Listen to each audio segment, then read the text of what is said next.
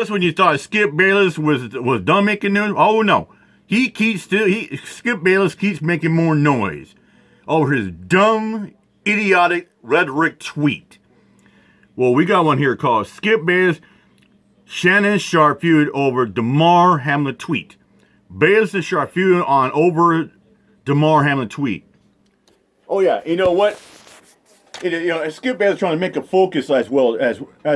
And I heard the speculation that Shannon Sharpe is done with Skip. I heard a rumor that he went to the executives that work for Fox Sports. You say it's either him or me. You say he goes or I'm gone. So yeah, I heard a speculation on that. Skip Bayless decided to say some things that were more than insensitive, in my opinion. Yeah. But I'm going to do this. Let me first provide the context of Shannon Sharpe, who tried to help Skip, in my opinion. Yeah. And then this happened. Here it is. Good to see you, Shannon. I understand there's something you want to share this morning. Good morning, yes. Good morning. There's been a lot of speculation of why I wasn't on air yesterday, and I won't get into speculation or conjecture or innuendo, but I will say this. In watching that game on Monday night, what happened to Damar Hamlin struck me a little different. As a brotherhood in the NFL, when injuries happen, when we know injuries are a part of the game, I've seen guys suffer ACLs and Achilles tear, but I've never seen anybody have to be revived and fight for their life on the field. So it struck me a little differently because I remember seeing my brother paralyzed on the field temporarily, and he was able to regain focus. Skip tweeted something, and although I disagree with the tweet, and hopefully Skip would take it down, but I didn't want it. Well, time out. I'm not going to take it down because I stand by what I tweeted. Skip, let me finish. All right, okay. Go ahead. No, you go. Go ahead, let's go, Jen. Okay. I mean, I cannot even get through a monologue without you interrupting me. Well, you could have came back, Skip. Well, I thought, Skip, just let. I didn't know you were going to bring up. No, I was just going to say, Skip, I didn't want to yesterday to get into a situation where Damar Hamlin was the issue. We should have been talking about him and not get into your. And keep in mind as well, Skip Bayless had a habit of doing this with Stephen A. Smith on First Take years ago. He would start interrupting, doing like that. And I remember like Stephen A. saying, I say, Jesus Christ, Skip, are you gonna let me finish? I wasn't even done. I was, I'll let you know when it's your turn. And Skip Bayless has a habit of interrupting people. He's just a typical, a bigot right ringer. Has to interrupt to get their 2 cents in. Your tweet. That's what I was going to do. But you can't even let me finish my opening monologue without you interrupting. Okay. I was under the impression you weren't going to bring this up because nobody here had a problem with that tweet. No. Bull fucking shit. Bull fucking shit. Dude, one of the fucking executive of the president had a huge problem. He put a tweet there. He said, all you care about is a fucking game. Knowing I give you millions, you are a fucking coward. He dropped like 5 F-bombs in the tweet. Yeah, one of the presidents that worked for Fox Sports. And an hour later, the president, he redacted that tweet. But I have seen that. And there's videos, and there's screenshots all over videos about that. He said, fucking bullshit. So many fucking people have problems with that tweet. I mean, it was blowing up all over fucking talk shows, media, all kinds of crazy. I mean, you had players calling out Skip Bayless, saying, fire this motherfucker. People saying, Skip Bayless is racist. Yeah, and here's the thing. If it was Tom Brady or Aaron Rodgers, Skip Bayless be throwing hands up, be on his knees, and, oh my God, oh yeah. And Skip Bayless is a type of pathological fucking whiner who cries, too. He cries and whines when his precious Spurs lost the 2013 finals. Though the Heat were a better team. He said, the Spurs should have won and they were a better team. Oh, clearly the bosses wanted you to offer explanation, so clearly somebody... No, they did not have... Nobody... Let's go, Jen. Bullshit. A lot of people had a problem with that. Thoughts and prayers remain with Damar Hamlin. That's where the focus should have been. Yeah. Exactly. Skip done lost his damn mind. Now, I've heard Skip go back and forth with Shannon for a long time. Sometimes Skip will even see the light, change his mind, and openly say so. So let's be very clear about what Skip did. Yeah. While a young 24-year-old black male was damn near dying in front of the world, Skip was concerned about the season. None of that. Skip Bayless he didn't care so much about Damar Hamlin.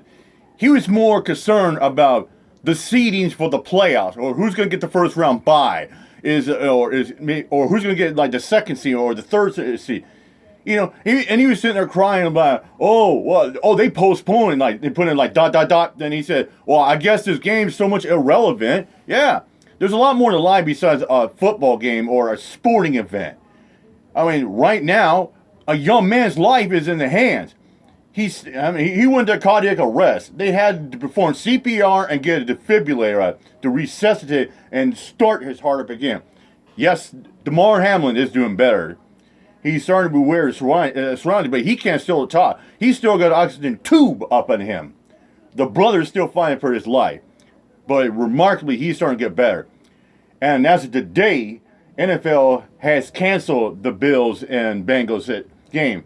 There's all kinds of speculation, like how the season, they're talking about maybe if the Bills and Bengals meet up, be a neutral site, that's for a discussion for another video for another day. Let's get back to this one.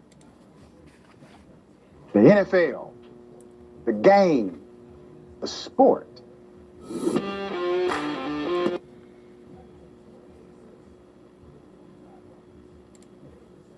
Not the life, not the health of the individual.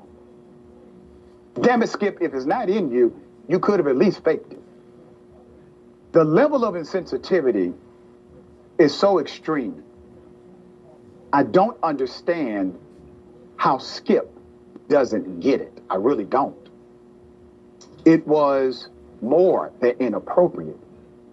Many tried to help Skip see the light. Look at the social media thread. Yeah.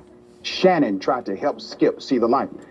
Dude, so many ex-players and players, and color analysts try to see Skip see the light and realize there's more. It's more than just a game. There's a young man, a brother, that is fighting for his life. Like Herm Edwards said, he's been covering football 55 years. 55 years. Never seen anything like this. And like, we don't have the story about Ryan Clark, what happened to him. Like, Terrell Owens talked about back in '97 how to I think at the time they were playing I forget what the team was, but back in the day, never before until Monday has a game been postponed then canceled. Never happened. Most of the time, it's delayed for like half an hour, maybe 40 minutes if a player has a concussion or maybe something broken like a torn ACL, but it never has a game been canceled until earlier today. I'm going to try to help him see the light. Now, Skip went on air the day before to offer an apology. Shannon was not there. And, well, judge for yourself. Do you think this was an apology? Nope. Here it is. Allow me to say up front that I apologize for what we're going to set out to do here today if it offends anyone, because we're going to try to do the show pretty much as we usually do the show. He said, here's the thing. He was trying to apologize to the viewers on Undisputed because Shannon Sharpe was there, so he had to run the show himself. He was apologizing because he didn't want to talk about Damar Hamlin and, his, being lifeless and fighting for his life in the hospital. I mean, we remember on ESPN, like on First Take, Get Up and all the other things, like, with Keyshawn, Max, and, yeah, they were talking about, they were talking about it for half an hour, maybe, usually, like, they were talking about Damar Hamlin for, like, first part of their show. And their show was, like, 2 hours on. Even on Sports Center with Scott Van Pelt, they were talking about that. I mean, he had an hour show, and they were talking about Damar Hamlin over for half an hour because he had Ryan Clark on there and some reporters, Joe Buck on there, Troy Aikman, they were talking about, and Skip Bayless was saying, well, I want to apologize, I don't want to get too much, I just want to cover sports and talk about football. Yeah, but he didn't give a rat's ass about Damar Hamlin fighting for his life. But I'll admit up front, I'm still shook up by what happened last night to Damar Hamlin. In fact, I'm still wrecked In fact, I'm not sure I'm capable of doing this show today.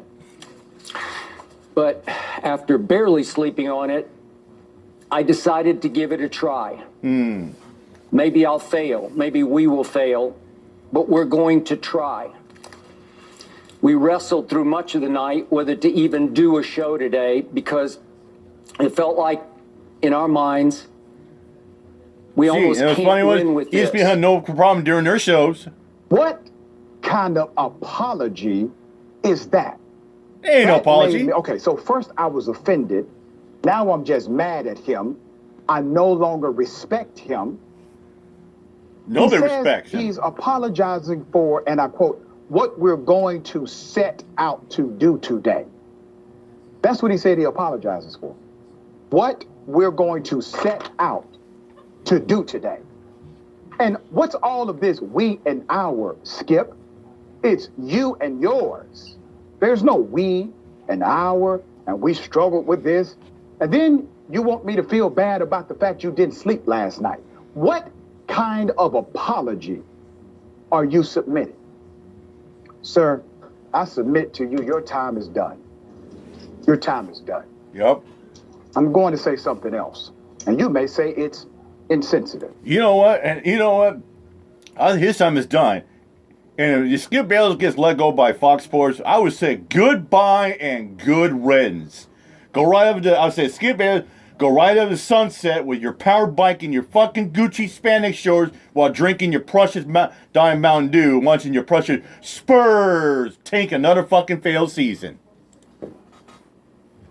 You've been broadcasting, Skip, for 40 years. 40 years. You have never in your life played professional football. Nope.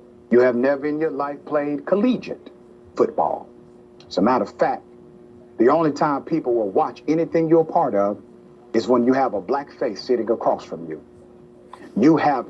Yeah.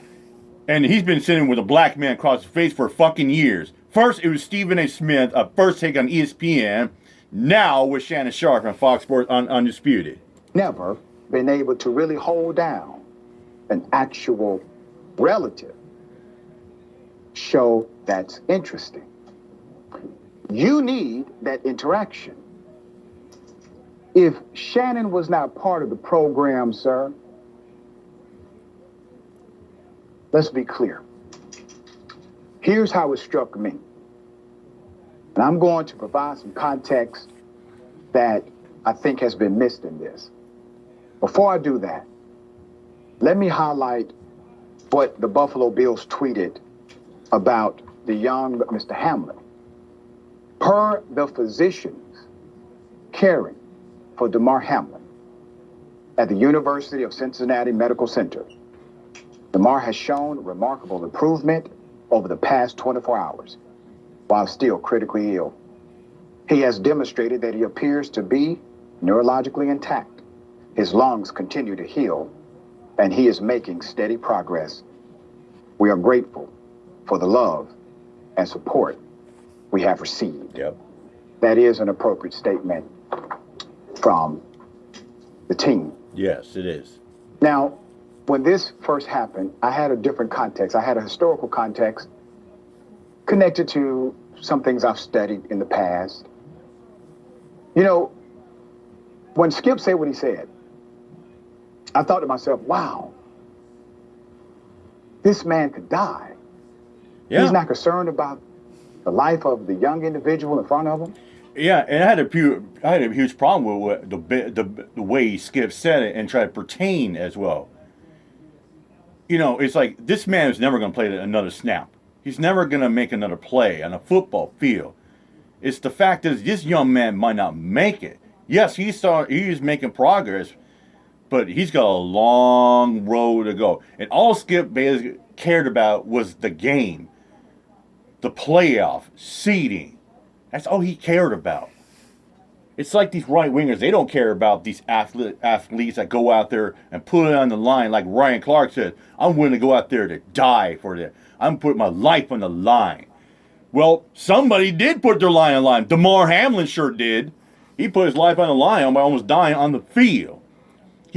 Nobody in the right mind thought he's going to collapse out. Everybody thought it was going to be an epic Monday Night Football, the best Monday Night Football game probably 2-3 years. Probably, the game's going to decide the seeding. Maybe the Buffalo Bills, if they won the game, they'd probably get a first round bye. It would have done everything. He's not concerned about what the family is experiencing in Yeah. this moment. He's concerned about this somehow messing up the season. You know, during the era of slavery in America, they would create a game, so to speak, a perverted and twisted game. And they would make enslaved Africans fight each other. And those white slave masters did not care about the health or well-being of the African they purchased, only to the extent of their ability to play the game, to fight in these battles. They were forced to do this. This is in face2faceafrica.com. The headline reads, "How Enslaved Blacks Beating Each Other to Near Death Was a Great Source of Entertainment and Cash for White Plantation Owners." Now, You know, that's a good point. And I'll bring this point up to way back in the day, to the day side. I remember back in the day, probably way back in the 1900s, like World War I, you had white leaders, like commanders and chiefs like that, getting a group of black soldiers out there to go out there and battle out there. They're dying out there for a war. To today's society, it's like you get black players out there going there a football game, bashing each other for entertainment value for the NFL, for their shield and their cash cow money. And today's society, what do you got? What's the thing called? Fantasy football. Where people betting on say, oh, this player is going to make. I'm going to put money on the line. See, that's what it is. That's what NFL is. They are a cash cow. Now, I know some people are going to push back on me and say, oh my goodness, you're comparing Skip to a plantation owner, a plantation master, a slave master. I'm comparing the variables that struck me. When you can have a human being who could be dying right in front of you, when you can devalue that life for the sake of competition, when you are willing to disregard that black body that has a family, that has a community, when you're willing to publicly say, I don't give a damn about what he's going through. I don't give a damn about his health. I give a damn about this game. Tell me why the shoe doesn't fit. Why would the shoe not fit? All right. Just the thoughts here. Yeah, first of all, shout out to Damar Hamlin. We're all very happy to hear that he's recovering. Yeah. But honestly, when I first read the tweet from Skip Bayless, I did wonder if he just worded it really, really badly. Was he making a point that the stakes of the game were still important despite what happened to Damar? Or was he trying to say the opposite, that the game comes second to the health of the players? But then he kind of doubled down on the tweet while attempting to clarify his point. If you're that bad at tweeting, just hire a tweet writer. And on top of that, I know it's his job to commentate, first of all, but it's Skip Bayless important to know on when social not media to like that. offer your thoughts or And perspective. second of all, it's he important doubled to down know on when you stupidness. should probably just take a pause before speaking out. I think this is one of the problems with our social media and media culture. There's more of an incentive to speak and less of an incentive to listen, which is kind of what we saw in his interaction with Shannon on the show. There's like a compulsive need to create content and maintain relevancy, but this really should have been a moment of silence for Skip. The more he speaks, he's not making it any better. Whether or not it was his intention to, he somehow managed to make a player's very scary and life-threatening situation all about himself. Not only that, but he's failing to recognize the grief and fear that football fans across the entire country are feeling right now. I think we need to keep this story about Damar, and Skip needs to just be quiet for a little bit. Yeah, that's a good point right there.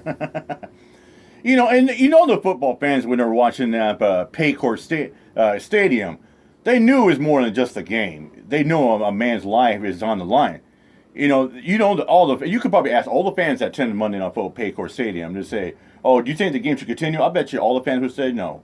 And they made the right choice. Yeah, it sucks it got canceled, but hey, it is what it is. It down the line, football is going to resume. Sometimes they all saying is life goes on.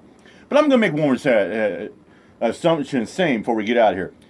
I remember all this time, the great Herman Edwards said it best. Sometimes when you write something down the internet, or you're about to send a tweet, or you're about to post a message like on Facebook or Instagram and Twitter like that, you have to remember, you got to look at it and say, do I feel comfortable to go on the internet? I mean, he said, don't push send unless you're absolutely sure, because if you push send, it goes all over the internet. It's out there for others to see. Like when you drop a video on YouTube.